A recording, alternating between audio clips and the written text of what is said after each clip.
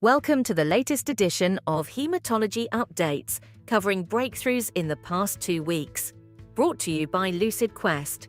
First, Yatiri Bio reported a blinded retrospective validation of its ProteoCharts platform, using pre-treatment peripheral blood mononuclear cell samples from a phase 1 trial of Foghorn's FHD286, also called camibirstat, in relapsed or refractory acute myeloid leukemia or myelodysplastic syndromes. Yatiri said ProteoCharts predictions matched observed clinical responses in the blinded set. The company also announced a collaboration with Foghorn that references milestone economics. Next, Senti Biosciences completed phase 1 enrollment for Senti 202, ACD33 and FLT3 logic-gated CAR-NK program in relapsed or refractory acute myeloid leukemia. The program has RMAT designation. Senti said it plans FDA discussions in the first half of 2026 for next-stage development, with pivotal design not specified.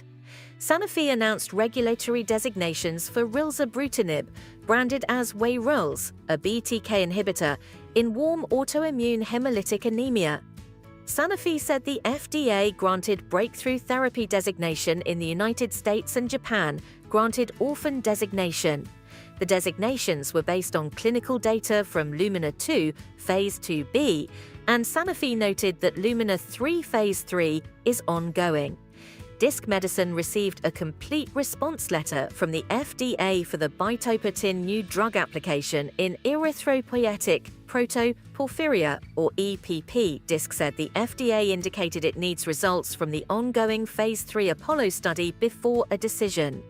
The company had sought accelerated approval using whole blood metal-free PPIX as a proposed surrogate, citing Aurora and Beacon, and stated that the FDA acknowledged PPIX lowering and mechanistic plausibility, while noting that a clinical association was not shown in trials as measured. Bristol Myers Squibb said the FDA accepted its new drug application for iberdomide, a cereblon E3 ligase modulator, in combination with daratumumab and dexamethasone for relapsed or refractory multiple myeloma. The FDA granted priority review and breakthrough therapy designation and set a target action date of the 17th of August 2026.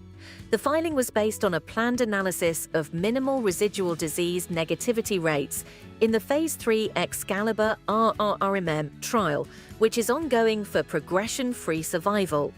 AstraZeneca said the FDA approved Calquence+venetoclax in the United States for previously untreated chronic lymphocytic leukemia or small lymphocytic lymphoma as a fixed-duration, all-oral regimen.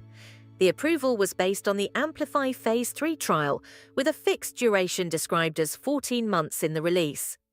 Ono said the FDA accepted its new drug application for rilzabrutinib, a BTK inhibitor, in relapsed or refractory primary central nervous system lymphoma, using the accelerated approval pathway. Ono said the submission was supported by the Phase 2 PROSPECT study, with a confirmatory Phase 3 trial recruiting. The FDA set a PDUFA date of December 18, 2026. Finally, Zenyaku Kogyo and Chugai said Japan's Ministry of Health, Labor and Welfare approved rituximab, for an additional indication, autoimmune hemolytic anemia. The companies cited a public knowledge-based application route and development requests from Japanese hematology societies. Stay ahead in hematology research. Like, share, and subscribe for our updates. Visit lqventures.com or email us at info@lqventures.com for expert healthcare consulting.